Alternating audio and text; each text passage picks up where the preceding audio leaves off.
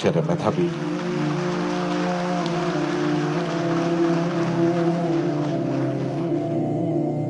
জাতির পিতার কন্যা মাননীয় প্রধানমন্ত্রী, আমি Nusrat Jahan Maliha, Hazaribagh girls school and কলেজের ৮ম শ্রেণীর শিক্ষার্থী।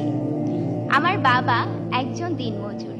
2 মেয়েকে নিয়ে আমার বাবা মায়ের নিত্য অভাবের সংসার।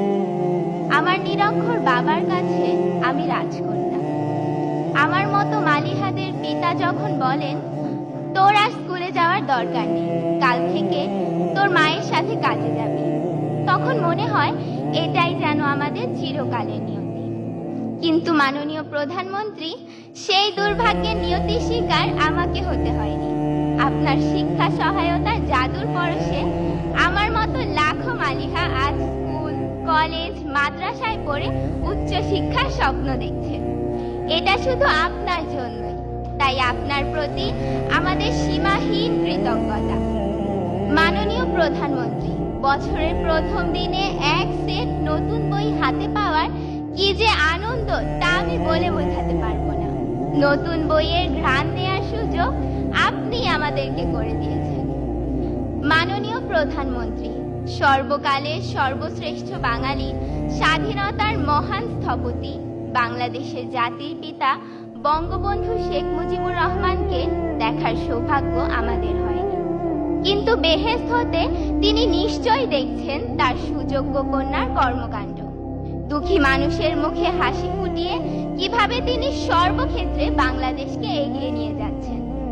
মাননীয় প্রধানমন্ত্রী, একটি স্বনির্ভর দেশ গড়তে শিক্ষা যে কতটা গুরুত্বপূর্ণ, জাতির পিতার পর কেবল আপনি তা সবচেয়ে ভালোভাবে অনুধাবন করতে পেরেছেন। আর সেজন্যই দরিদ্র মেধাবী শিক্ষার্থীদের ঝরে পড়া বন্ধ করতে আপনি চালু করেছেন এই উপবৃত্তি। তাই আপনার প্রতি কৃতজ্ঞতা জানাতে আমাদের প্রিয় শিক্ষক আক্তার স্যারের কবিতার কয়েকটি লাইন বলতে চাই।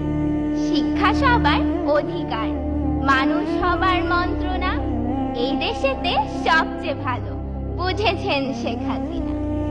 আপনি না বাড়ালে হাত, হারিয়ে যেতাম কোন অতলে, দুঃখের সাগর পাড়ি দিতে ভেসেই যেতাম বানের জলে। মাননীয় প্রধানমন্ত্রী, আপনি আমাদেরকে বানের জলে ভেসে যেতে দেননি, শক্ত হয়ে দাঁড়ানোর সুযোগ করে দিয়েছেন। মাননীয় প্রধানমন্ত্রী, এত কাছ থেকে আপনাকে দেখার আনন্দ আমি ভাষায় প্রকাশ করতে পারছি না। আপনার গভীর দেশপ্রেম আমাদের ক্ষুদ্র হৃদয়কেও আন্দোলিত করে। আপনাকে দেওয়ার মতো এই ক্ষুদ্র আমাদের কিছু নেই। আমরা 2 হাত তুলে মহান আল্লাহর কাছে আপনার সুস্বাস্থ্য ও দীর্ঘ জীবন কামনা করছি। আপনার স্নেহের ছোঁয়ায়, মায়ের মমতায় আমরা যাতে স্মার্ট বাংলাদেশের স্মার্ট নাগরিকে পরিণত হতে পারি, ভবিষ্যতে দেশের জন্য কিছু করতে পারি, আপনার কাছে সেই দোয়া প্রার্থনা করি। ধন্যবাদ মাননীয় প্রধানমন্ত্রী, ধন্যবাদ উপস্থিত সকলকে। জয় বাংলা, জয় বঙ্গবন্ধু, বাংলাদেশ চিরজীবী হোক। আসসালামু আলাইকুম। ধন্যবাদ সবাইকে। ধন্যবাদ নুসরাত জাহান মালিহা।